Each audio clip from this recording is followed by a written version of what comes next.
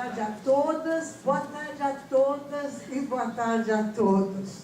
Na realidade, isso se tornou um hábito e, de repente, a gente pode mudar e dizer apenas boa tarde. É um prazer estar hoje aqui com vocês. Foi um prazer ouvir a Valéria falar, Eva falar, a secretária falar. Eu acho que a gente teve aqui, eu tive aqui um momento muito especial, porque eu não tenho muita coisa ligada à mulher. Eu não entendo bem. Depois eu soube por que eu estou aqui, Eva, obrigada por ter feito a indicação. Na realidade, eu normalmente atuo como Regina. Poderia ser homem, mulher ou qualquer coisa que seja. E eu fiquei muito pensando nesses últimos dias, porque falar na SBPC como mulher, eu trabalho na SBPC direto há muitos anos, eu trabalhei em vários cargos na SBPC, desde 1978 eu estou lá em secretaria, presidindo o conselho científico, então é a minha casa, e me chamaram para falar, e eu tentei ser iconoclástica, porque todo mundo ia mostrar dados. Quando eu tive esse simpático convite, eu digo, puxa, que legal, acho que eu vou, porque é uma coisa diferente, eu gosto das coisas diferentes. Comecei a elaborar, comecei a pensar, por que para mim nunca foi incômodo o fato de eu ser mulher. E eu vou falar um pouco aqui, eu tenho bastante coisa para falar, mas eu vou gastar 3 minutos, porque eu acho que eu preciso para mim mesma falar isso na frente de vocês. Nunca me foi incômodo ser mulher. Eu tenho 70 anos. Quando eu entrei na Escola Paulista de Medicina, nós não podíamos usar calça, então uma das brigas lá era para usar calça, e eu achava aquela briga ridícula. Eu nunca briguei por usar calça, eu simplesmente usava, e os outros que ficassem pensando o que quisessem, porque não era meu problema. Então, que a minha vida, a gente não tinha muito esse problema de ser mulher. Mas eu vejo que ao longo desses 50 anos, muitas coisas aconteceram. E por que eu lá de trás não tenho esse problema? Bom, talvez porque eu tenha tido uma história de vida. Quando começou aqui contar a história de vida ligada a mulheres, talvez eu tenha que contar a minha história de vida ligada a mulheres e a homens. Então eu tive um pai que migrou de que país? Se eu disser para vocês de que país, eu não vou estar sendo justa com ele, porque não foi daquele país que ele migrou. Agora, se eu disser do país que ele migrou, não é o país onde ele nasceu. E a cidade onde ele nasceu e de onde ele migrou, tinha 100 pessoas. Tá? É sempre o mesmo lugar. Então, ele nasceu na Rússia, ele migrou na Romania, e se fosse hoje, ele morava na ciência. O que aconteceu no começo do século XIX, sim, era a ciência da época que foi o tempo todo sendo derrubada e pode ir e voltar, mas continua sendo derrubada. Então a ciência não prova, não existe nada provado pela ciência. Bom, depois de falar isso, eu vou começar a entrar aqui no que eu queria. Isso aqui é porque a Eva Blay me convidou, porque ela me encontrou aqui. E ela me encontrou aqui porque a vice-presidente da SBPC esse ano resolveu fazer esse evento Mulheres na Ciência, Meninas e Mulheres na Ciência, que foi exatamente há um mês. E eu fiquei muito brava, porque ela colocou a professora Carolina Bori e esqueceu de colocar a Glacy Zancan. E ninguém mencionou a Glacy Zancan, que foi presidente da SBPC e uma mulher muito importante na ciência brasileira.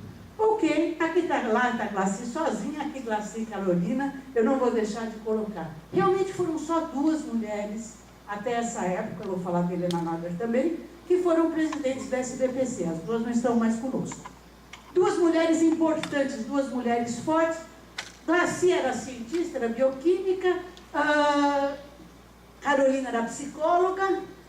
Vocês imaginam que eu tive problemas seríssimos com Carolina, seríssimos, porque ela não queria dar prêmio para quem tinha painéis e quem apresentava trabalho com mais de um autor, porque aí não era ciência. E eu dizia, Carolina, não é ciência quando você trabalha sozinho. Como é que você vai entrar no laboratório de bioquímica e você vai dar o aluno vai trabalhar sem ter tudo que está em volta?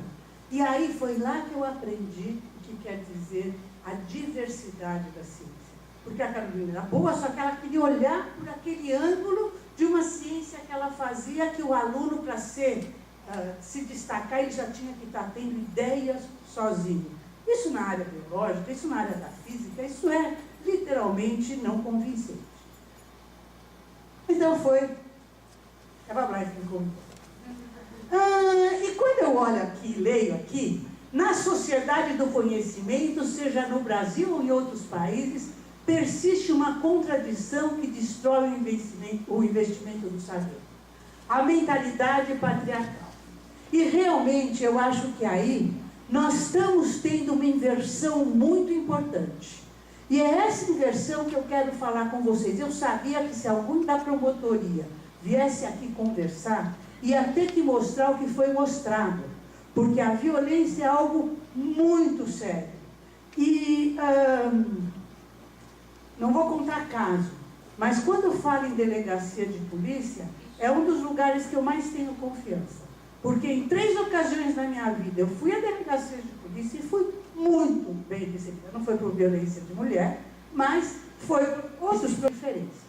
Então eu acho que nós precisamos achar palavras para trabalhar com esse novo momento da relação do homem e da mulher. Nós não podemos continuar, a Helena às vezes usa a palavra equidade, eu acho que ela não é boa também. Eu costumo fazer uma relação de palavras quando eu preciso conversar sobre as pessoas, porque eu acho que o wording, a capacidade de usar palavras corretas para me comunicar, é a base do negócio.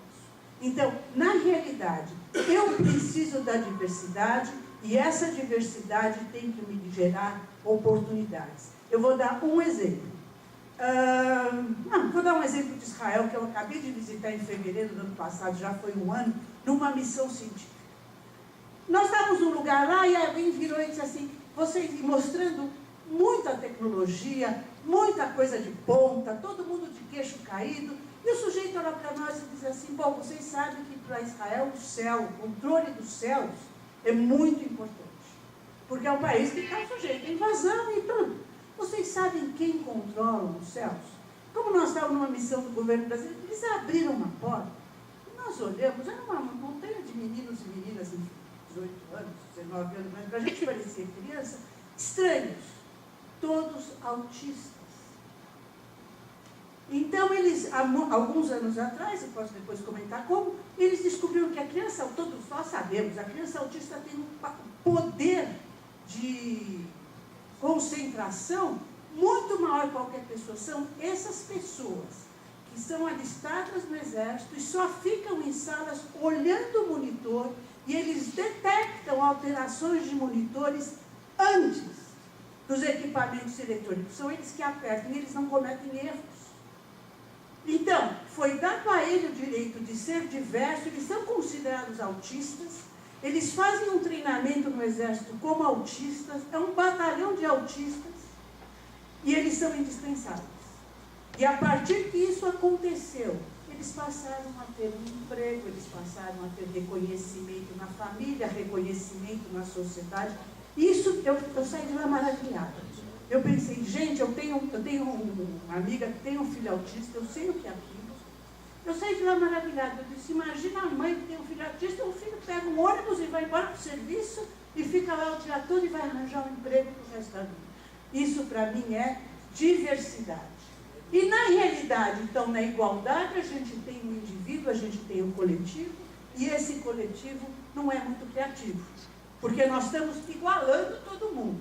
Na diversidade, o indivíduo, o coletivo, e a gente então admite a diversidade. Isso são 3 pessoas que eu tenho uma relação muito íntima, os 3 fazem laboratório de química comigo, a gente brinca no fim de semana de fazer reação química, e esse daqui gosta dos óculos, as outras 2 não, mas todo mundo gosta de brincar de química e trocar de cor, acho uma graça. E aqui nós temos a Bruna, que eu acho que é o exemplo desse ano, que entrou no primeiro lugar da medicina, da Faculdade de Medicina de Ribeirão Preto. Então eu acho que realmente sempre é possível. E sempre é possível, e agora eu vou pegar um gráfico de 2017, masculino amarelo, feminino cor terra, e o que vocês podem ver é que realmente houve um aumento importante da quantidade de doutorados, e nós temos 54% de mulheres e 46% de homens. Se isso vai refletir lá na frente em posições de comando, eu acho que aqui foi chamado muito bem a atenção que não tem tanta mulher em posição de comando. Isso é um outro problema que nós precisamos olhar, mas nós precisamos criar a base. E nessa base, a base está sendo criada. Ok. O outro dado que eu acho que é muito interessante é na hora que a gente vai analisar através de áreas. A área da saúde, que eu não vou dizer que seja uma área fácil, gente. A área médica não é uma área fácil. Então, a FAPESP mostra que nós temos um número muito maior de mulheres do que de homens fazendo ciência. E isso é relevante. Claro que a hora que eu vou para a área de exatas e engenharia, eu tenho menos. Mas na hora que eu olho na área, no que eles chamam de ciência aplicada, e na ciência aplicada entra biomédicas, entra matemática aplicada, entra computação, entra várias coisas, nós estamos half and half. Então, na realidade, não me interessa igualar isso. Me interessa dizer que nós precisamos olhar o que o Brasil fez. E o Brasil só fez isso porque existiram movimentos, tanto de frente quanto movimentos de fundo, mantendo igualdade entre os sexos, ou não discriminando por sexo. Existe discriminação? Sim, existe, eu sofri. Eu sofri uma discriminação muito importante. Quando eu acabei meu doutorado, eu tinha 24 anos, eu tive filhos, eu tive 2 filhos, eu quis ir fazer um pós-doc fora, eu mandei uma bolsa para a FAPESP, e a resposta que veio para a FAPESP foi negada, e a razão por que negaram a bolsa é porque eu tinha 2 filhos. Bem escrito, gente. Aí o que aconteceu? É que eu falei com o pai do marido, falei, olha, faz o seguinte, vou fazer o pós-doc fora. Aí meu marido me perguntou, claro, eu não preciso do teu salário, pode ir embora fazer o pós-doc. Eu fui, fiquei 6 meses fora do Brasil, aí depois voltei, aí fui de novo, fiz o meu pós-doc bonitinha, cada um cuidou dos filhos, tudo certo. Anos depois, muitos anos depois, quando eu já estava em liderança de sociedade científica, eu estava sentada com uma pessoa, ele chamou o presidente de uma sociedade que eu estava junto, e disse assim, vem cá, essa daqui é a Regina Marques que eu te falei, que você negou a bolsa de pós-doc há 10 anos atrás. E eu conheci o cara me conheceu, mudou, eu sei a hora que mudou a forma da FAPESP olhar mulheres. Mudou realmente. Eu bato assim de 89. Esse eu sei qual foi o ano, se vocês forem lá, vocês vão ver. E começou um negócio diferente. Eu lembro disso perfeitamente. Então, na realidade, a gente tem que fazer diferença. Mas tem que estar, eu sei que eu tive sorte, porque eu tive possibilidade de arcar com a minha formação. Aí foi uma sorte. Agora eu também podia ter dito, não, vou ficar em casa. Então eu acho que essas coisas são muito importantes. Mas o Brasil, o estado de São Paulo, nós estamos com as paquetas. Ok. Aqui simplesmente eu fiz um gráfico do Web of Science para mostrar para vocês a posição no mundo. E a gente pode ver, isso eu peguei da medicina, que para mim era mais fácil, que é bem baixo realmente a participação de mulheres, se eu for olhar no mundo inteiro. Ela é 6%, não chega a 10% às vezes. Em áreas onde aqui nós chegamos a 50%. Então, realmente, para você estar nos grandes centros, ainda existe uma discriminação. A França é impressionante. Eu trabalhei vários anos na França, é uma coisa assim, é difícil de furar o bloqueio. Era mais fácil para nós que viemos de fora do que para elas que vêm de dentro. Tá? Patologia, por que patologia tem mais? Porque patologia é laboratório, neurologia e neurociências, está incluído neurociências, tem muito laboratório, mas a hora que a gente chega para vias de fato é difícil. Ok, mas aqui eu gostaria de fazer uma outra análise com vocês, porque tem 2 coisas que eu devo considerar quando eu quero pensar na mulher cientista. Eu devo pensar num país e os cientistas em relação àquele país como um todo, não mulher. E depois eu devo olhar a mulher. Então, eu acho que essa análise a gente não pode deixar de fazer. Então, se eu olhar aqui, eu vou dizer, ok, doutorado, aqueles que têm doutorado, frente a toda a população de trabalho, entre 25 e 64 anos. Mulheres e homens, tá? Mulheres em vermelho, homens em cinza. A Suíça tem uma porcentagem altíssima de pessoas com doutorado, tá? Se nós formos olhar aqui, cadê o Brasil? Nem está. Por quê? Não é um horror. Nós precisamos aprender a olhar esses índices. Aí você precisa me ensinar, eu preciso discutir com você isso. Porque quando eu olho esse índice, eu digo, a nossa população é tão grande que mesmo percentualmente seria um volume de gente muito grande com doutorado e que a gente não teria emprego para tudo isso. É um pouco diferente da Suíça, que não tem indústria, não tem mão de obra. A mão de obra deles é financeira. E todo esse povo está certamente ligado a essa área financeira que requer uma formação especializada, etc. Então, vocês veem, nós temos que passar a fazer esses filtros. Tá? Porque se eu for olhar... o Chile tem um pouquinho mais sem, mas o Chile tem uma característica especial. Ok, agora, se eu passar agora para ver mulheres cientistas que são coautoras de trabalho, isso é no mesmo ano de 2011, tá? Eu fui pegar o que eu podia ter no mesmo ano. Vocês veem que coisa interessante? Olha onde está o Brasil e olha onde está a Suíça. Então, na realidade, a hora que eu vou para a força de trabalho que está fazendo ciência de fato e que está publicando em ciência, o Brasil está na frente da Suíça. A Suíça não admite mulheres na hora que você vai para a bancada mesmo. Na hora que você vai para buscar o novo. Todo esse povo está ligado à área de finanças, está ligado à área de produção deles, e a produção deles é uma produção que requer uma alta formação intelectual. Quando você vai olhar a ciência, a ciência propriamente dita, aí você vê que nós, realmente, olha, não estamos tão mal. Olha onde está a França, olha onde está o Chile. Qual é o país que mais, quais são os países que mais têm mulheres? Romênia, Eslovênia, Estônia, Hong Kong. O que acontece com esses países? Eu estive na Lituânia, eu estive na Estônia, o grau de fazer ciência ali e de escrever ciência é mais alto, em geral bastante alto. Eles fazem muita matemática, muita ciência teórica. E tanto que a Suécia contrata muita gente da Lituânia, porque eles são matemáticos de longa data, e eram os lituanos que davam apoio para as bases russas, das bases de lançamento, etc. Eles têm uma base matemática muito forte. Então, quando a gente começa a analisar esses números, olhar os detalhes de formas diferentes de gerar o gráfico também é importante. E agora, então, nós estamos em 2017. Gente, olha o Brasil aqui.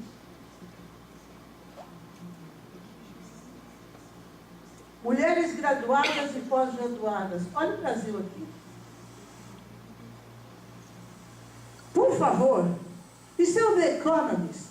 Eu passei um dia inteiro na SBPC, eu não vi uma pessoa ali mostrar esse gráfico. E eu, na época, eu fiquei chateada porque eu andei por outros caminhos e me mostrei esse gráfico e eu falei, quem, quando, vai pegar o dado que está no The Economist, que não é uma revista secreta, e vai apresentar para nós brasileiros para dizer, nós não somos tão porcarias assim, nós já andamos muito. Nós temos que andar mais? Muito mais, mas é o que eu digo. Nós não podemos achar que a gente está no fundo do poço e a gente está no meio. E com isso, eu vou passar para outra história. Então, na realidade, eu preciso do input, eu preciso de papers e conhecimentos e preciso estar realmente fora da caixinha. Isso é o que gera riqueza a partir de ciência. Eu sei que eu estou no IPT, eu sei que eu posso estar sendo iconoclástica, eu sei que o IPT é o lugar da tecnologia, o IPT está exatamente aqui, o IPT está na hora que eu vou pegar a ciência, usar, vou transformar isso num produto final, mas um país que não faz ciência de base, um país que não gera ciência disruptiva, ele pode gerar a tecnologia que quiser, vai ser apenas algo a mais. Então, na realidade, isso a gente vê pelo mundo todo, que tem países que vivem 70% do seu orçamento baseado em ciência disruptiva. E no mundo existem 2. Então, na realidade, eu acho que isso é muito importante a gente ter ideia. E tendo isso em ideia, eu vou relaxar um pouco e vou passear com vocês agora, não por longo tempo, através das mulheres cientistas. Bom, a minha ídola é essa mulher aqui. Eu até tive o prazer de conhecê-la uma vez que eu estive na NASA. E é a Catherine Coleman, Goebel e Johnson. Ela hoje usa Johnson. Coleman, que é o sobrenome do pai. Goebel, que é o sobrenome do primeiro marido. E Johnson, que é o sobrenome do marido atual. E ela nasceu em 26 de agosto de 1918. Hoje nós estamos no dia 12 de março de 2019. Tá? Ela foi fundada por um grupo de imigrantes brancos que foram para West Virginia, mas decidiram que aquela universidade ia receber brancos e negros simultaneamente. Era a única universidade que recebia negros sem problema na década de 30. E ela então entrou na escola primária da universidade, eles tinham tudo, e ela se destacou em matemática logo na escola primária. Ela se destacou em matemática a vida inteira, e essa mulher foi a base, foi o sucesso da NASA. Então, na realidade, ela foi quem fez os cálculos para a Operação Apollo. Ela foi quem fez, Doug Ford, quando deu a volta na Terra, ele queria que a Catherine estivesse no comando dos cálculos, porque não existia computador para fazer cálculo de órbita. Eles faziam cálculo de órbita com maquininha facite. E ela tinha uma capacidade incrível. Então eu acho assim, eu posso contar muita história da Catherine, porque eu gosto muito dela. Eu acho que ela é uma pessoa que ficou além do seu tempo, de mulher, de negra, de matemática. Quer dizer, ela publicou 26 trabalhos, ganhou vários prêmios. Claro que não é prêmio Nobel, porque não é essa a área dela. Mas ela se distinguiu numa área porque ela era mulher, porque ela era homem. Não, porque ela era pessoa, porque ela tinha essa... Isso era um dom dela. Matemática era um dom da Catherine. Ela realmente tinha um dom para matemática. Ela teve a sorte de poder aproveitar esse dom. Ok, linha do tempo, eu quero entrar agora nos prêmios Nobel. Falaram no começo da apresentação que tinham muito poucas mulheres prêmio Nobel. É pura verdade, tem muito pouca mesmo. Na realidade, Marie Curie foi a primeira em 1903, foi a única que recebeu 2 prêmios Nobel, um em 3 e outro em 11. Foi a única que a filha também recebeu o prêmio Nobel, porque ele também foi prêmio Nobel, o marido também foi prêmio Nobel. Mas eu quero distinguir aqui 2 nomes.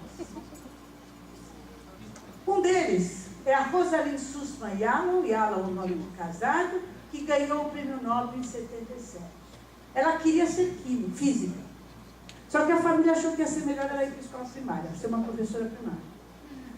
Bom, tá bom, a família achou que isso era melhor, ela não era muito... Ela foi, mas ela arranjou um trabalho para si como datilógrafa na Universidade de Colômbia, na escola de cirurgiões. E ela conseguia transformar pepinos em lindas saladas, como ela costumava dizer. Pepinos são feitos para dar saladas maravilhosas. O que aconteceu aqui? Aqui aconteceu que ela teve condição de estudar, porque o professor com quem ela trabalhava decidiu que ela deveria saber algo mais do que datilografia, e para isso ela foi para o Hunter College, que ficava do lado da Colômbia, e ela se graduou no Hunter College com todas as honras. Ela foi ser professora assistente de física, isso já é 41, na época da guerra, faltavam professores nos Estados Unidos. Ela foi ser professora de física.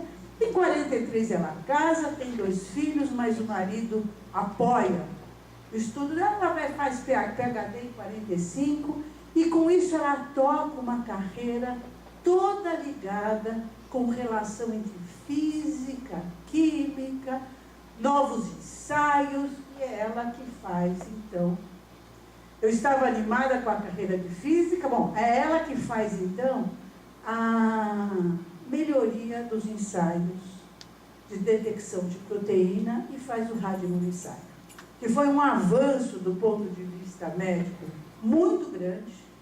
Mas tem um detalhe nessa história que me entristece muito. Eu sei que vocês já estão cansados, eu não vou me alongar demais. Mas tem um detalhe que para mim, que nem está, gente, nem está na biografia dela, tá? Que é o seguinte. Ela descobre o fator de crescimento neural, nerve growth, que lhe dá o prêmio Nobel.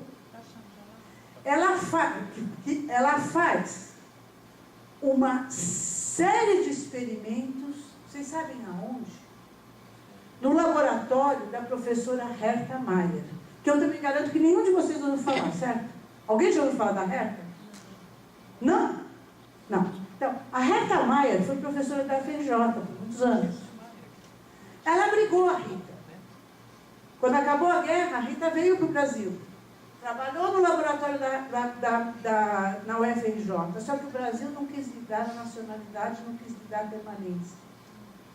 Ela descobriu o Nerve Growth Factor no Brasil.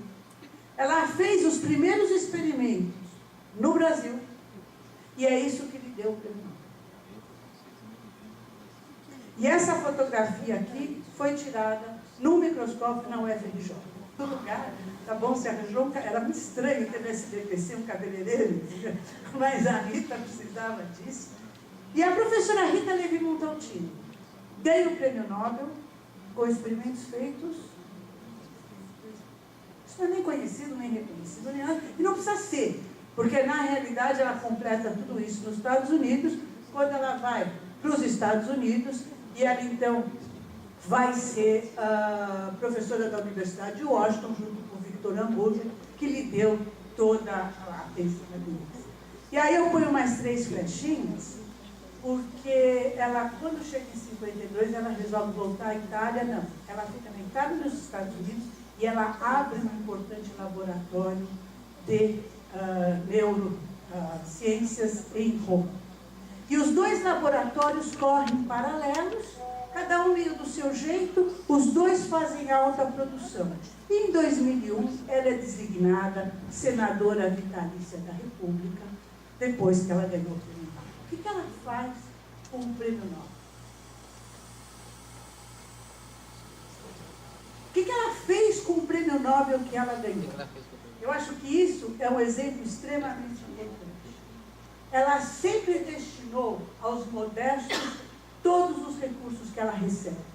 E ela abre, então, uma enorme facility, e depois isso é espalhado para vários países, para a educação de meninas na África para a ciência. E tem vários países da África que até hoje se beneficiam da Fundação Rita Levi-Montalcini. Quando você diz que é ídola, ela é ídola mesmo de muita gente.